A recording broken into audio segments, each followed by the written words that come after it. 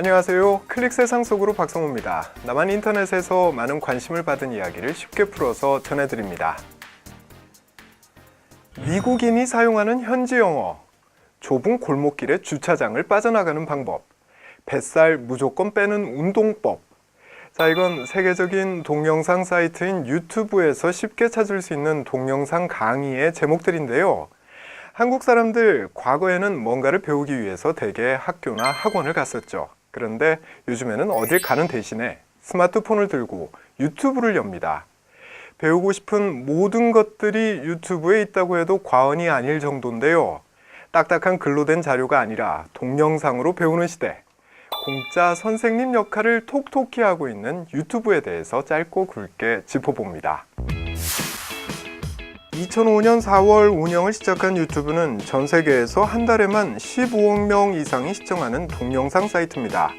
새로운 텔레비전이라고도 불리는 유튜브에는 보통 1분당 400시간 분량의 새로운 동영상이 전 세계에서 올라온다고 하는데요. 이렇게 유튜브에는 단 하루면 65년 분량의 영상이 쌓입니다. 지금 보고 계시는 클릭 세상 속으로도 언제 어디서나 유튜브를 통해서 만날 수 있죠. 어마어마한 양의 동영상이 올라오는 유튜브는 한국 시장도 사로잡았는데요. 한 조사에 따르면 2018년 2월 기준으로 한국 사람이 한 달간 유튜브를 시청한 시간이 257억 분이라고 합니다. 이는 2016년 79억 분에 비해서 3배 이상 증가한 거고요. 다른 사이트에 비해서도 압도적으로 많습니다. 한국에서는 2016년과 2017년 사이 유튜브 사용 시간이 폭발적으로 증가했는데요. 그 이유는 뭘까요? 전문가들은 글자보다는 영상에 익숙한 10대에서 20대가 유튜브를 다양하게 활용하기 때문이라고 분석합니다. 유튜브에서 들려주는 자장가로 잠이 들고 또 소위 인강이라는 인터넷 강의로 수업을 받고 자란 세대들이기 때문이죠. 30, 40대는 글이나 사진을 주로 올리는 사회관계망 서비스나 블로그에서 지식을 습득하는 데 반해서 10대에서 20대는 유튜브에서 동영상으로 정보를 습득하는 경향이 뚜렷합니다. 실제 취업을 준비하는 사람들이 모인 어느 인터넷 사이트에는 유튜브 동영상에서 관련 강의를 듣고 중요한 시험에서 좋은 성적을 받았다며 자신의 성적을 인증하는 글을 올리기도 하는데요. 한국사 능력 검정 시험, 한자 능력 검정 시험 같은 각종 스펙 쌓기용 시험에서부터 기업 분석, 면접 공략법 등 입사 전략에 이르기까지 유튜브 동영상으로 할 수 있는 공부도 다양합니다.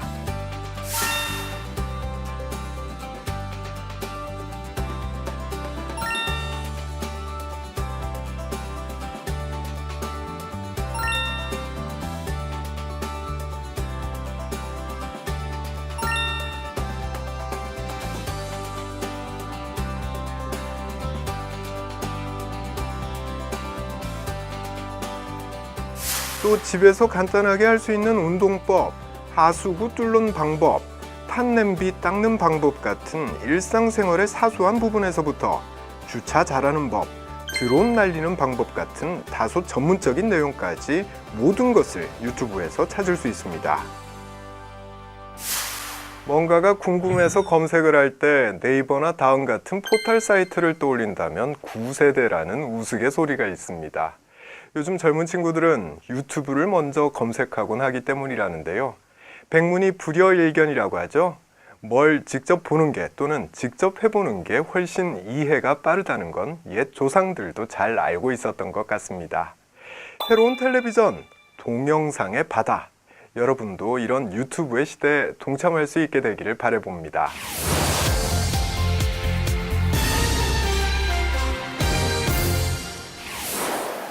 한국에서는 아이스크림을 한 개씩 개별 포장해서 동네 상점에서 판매합니다. 종류만도 수십 가지에 이를 정도로 많아서 골라서 사 먹는 재미가 있는데요. 1970년에 출시된 브라보콘은 아이스크림과 과자를 함께 즐길 수 있는 한국 최초의 콘 아이스크림으로 7, 80년대 생에게 절대적인 사랑을 받았고요. 1983년 돼지해에 탄생한 돼지반은 당시 어린이들에게 큰 인기를 끌었습니다.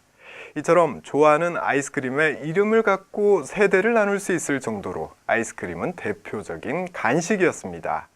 하지만 최근에 들쑥날쑥한 가격 문제로 사회관계망 서비스에서는 차라리 안 사 먹고 말지 이런 반응까지 쏟아지고 있는데요. 똑같은 제품이어도 판매점별로 늘었다 줄었다 하는 아이스크림 고무줄 가격의 비밀에 대해서 살펴보겠습니다. 요즘 한국에서는 어느 상점에 가더라도 아이스크림 할인 행사라는 안내 문구를 쉽게 볼 수 있습니다. 상점마다 적게는 30%에서 많게는 70~80%까지 할인된 가격으로 팔고 있는데요. 왜 이렇게 할인율이 다른 걸까요? 한국에서 판매하고 있는 대부분의 아이스크림 포장지에는 다른 상품과 달리 따로 가격이 표시되어 있지 않습니다. 지난 2010년에 도입된 오픈 프라이스 제도 때문인데요. 오픈 프라이스는 포장지에 가격 표시를 하지 않고 동네 상점이 각각 판매 가격을 결정하도록 하는 제도입니다. 이런 방식으로 상점 간의 경쟁을 유도해서 물건의 가격을 내려보겠다는 취지에서 도입한 거죠. 하지만 당초 기대와는 달리 실제 상품의 가격은 올라갔습니다. 마치 70%를 할인하는 것처럼 선전하고는 예전 가격과 별반 다르지 않게 판매하는 편법이 등장했던 거죠. 소비자들의 불만이 쏟아지고 부작용이 지속되자 결국 오픈 프라이스 제도는 1년 만에 폐지됐습니다. 당시 빙과업체 관계자들은 권장 소비자 가격을 자율적으로 표기해서 정부의 물가 안정책에 협조하겠다고 밝혔습니다. 하지만 권장 소비자 가격 표시는 판매업자들의 반대에 부딪혀서 부활하지 못했습니다. 이에 따라 포장지에는 정확한 가격이 표시되지 않은 상태가 지속됐고 아이스크림 가격은 판매처마다 할인율도 가격도 들쭉날쭉한 지금의 상황이 돼버린 거죠.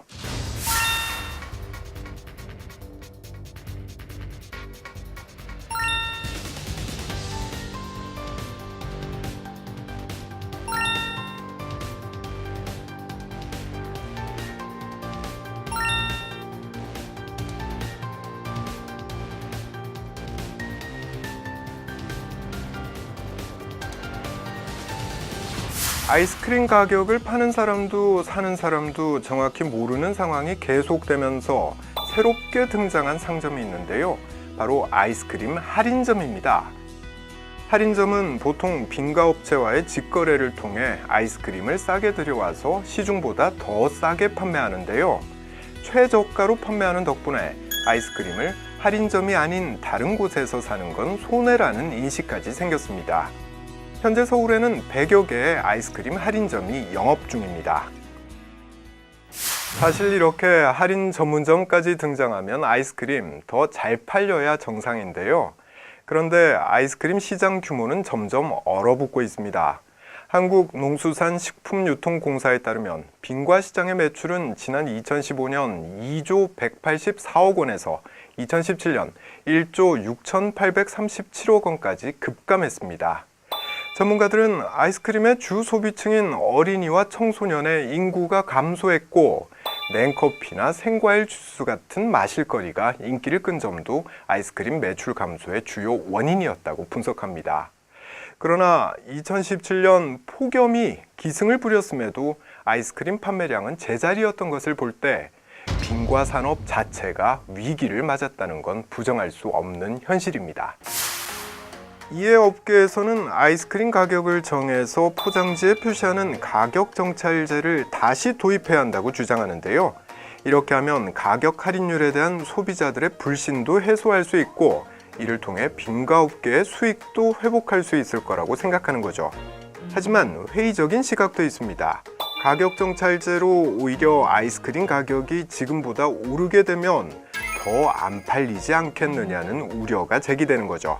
이런 상반된 입장은 사회관계망 서비스상에서도 잘 드러납니다.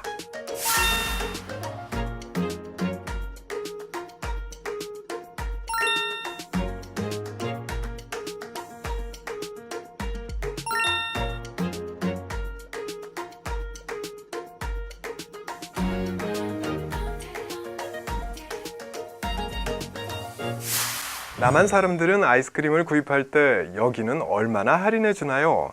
이것부터 물어보는 경우가 많은데요.